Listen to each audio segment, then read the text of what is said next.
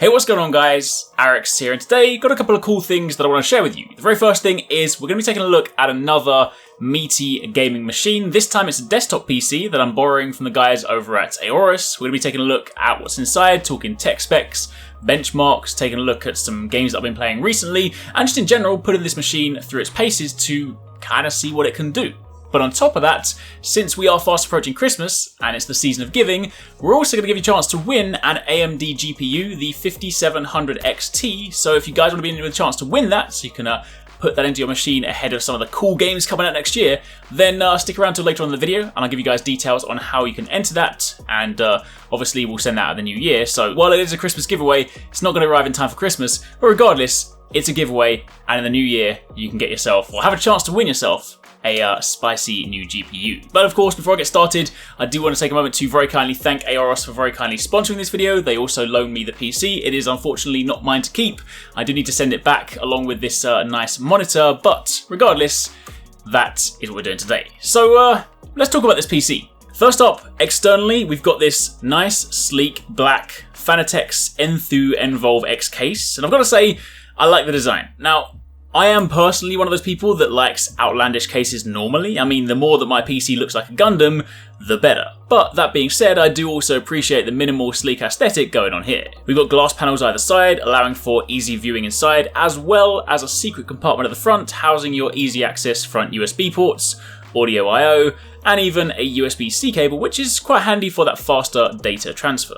You then also have an easy access removable panel at the front should you want to get a little closer, and ordinarily this is where you would then undo the screws to allow you to access the side panels, only I've made things easier and I've already done that.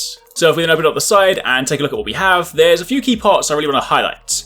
Firstly, acting as the kind of foundation for all of this, we have the X570 AORUS Master Motherboard, which has a pretty awesome design. I mean, I know you can't really see it here, but when you do see this, like if you Google a picture of it, as motherboards go, this is for sure a pretty awesome looking one.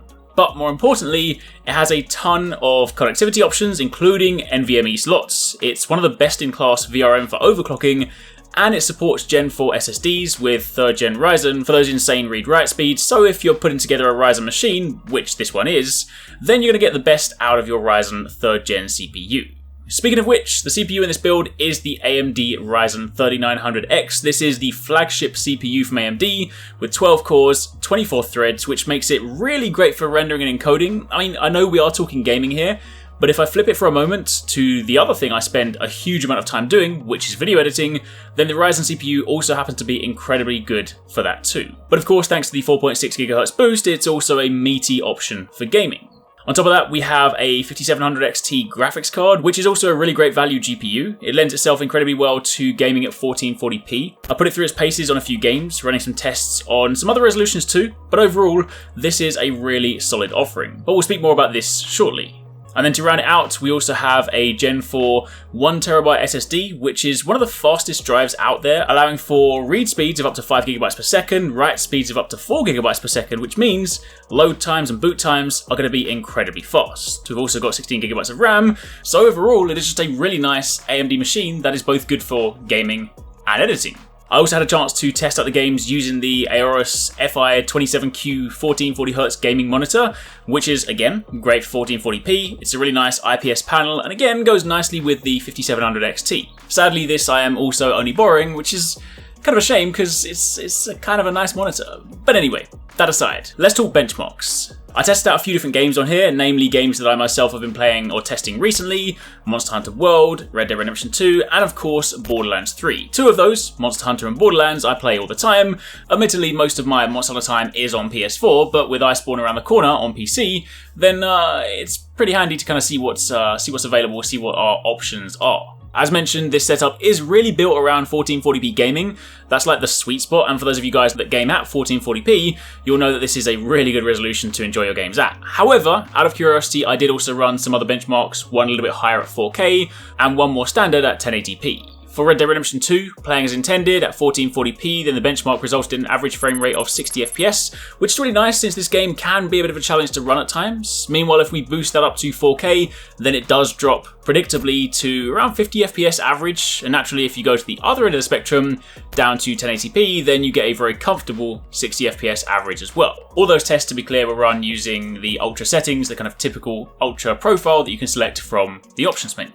Jumping over to Borderlands, Borderlands 3 is kind of a funny one because even some of the most powerful machines, it does have some optimization issues, which they are actively working to improve with subsequent updates. But regardless, running at 1440p again, we have a nice comfortable average FPS of around 60. Meanwhile, when you bump it up to 4K, that does again drop down to 40 to 45 FPS. That's the sort of average mark, which isn't ideal. But if you then go to 1080, the other end of the spectrum, it goes well above 60 FPS, with the average clocking in at around 83 FPS. As for Monster Hunter, sadly this one doesn't have an official benchmark app, so instead this is more kind of one of those ones that has to be monitored using the AMD overlay. But long story short, running at 4K saw an average frame rate of around 30 FPS, with 1080p sitting comfortably at 60 FPS without dropping. I tend to lock my frames for Monster Hunter. I'm not looking to kind of do anything crazy, but it ran like that no problem. And likewise, jumping up to 1440p, the game ran super smooth, remaining pretty much constant at 60. Keep in mind, I always play Monster Hunter using the frame rate optimized mode because it's just kind of the way that I like to play it. Some people choose the resolution option because they kind of want that sort of extra level of kind of visual, I don't know, quality, but frame rate is completely fine for me. It still looks fantastic on PC, still runs great, and it's just always been, in my opinion, the best way to play. So all up, in summary, it is a really nice desktop PC that is both good for gaming at 1440p and also content creation if editing and coding, that sort of stuff, is your jam. So thanks again to AORUS for very kindly letting me give this system a spin. Now, before we wrap up, of course, if you guys want to enter the giveaway for the AMD 5700 XT GPU, then all you need to do is click the link in the description box down below, head over there, follow the instructions, usual kind of thing. You guys should be familiar with it by now. Follow a few accounts on Twitter, namely AORUS, AMD, and the Arekkz Gaming Squad.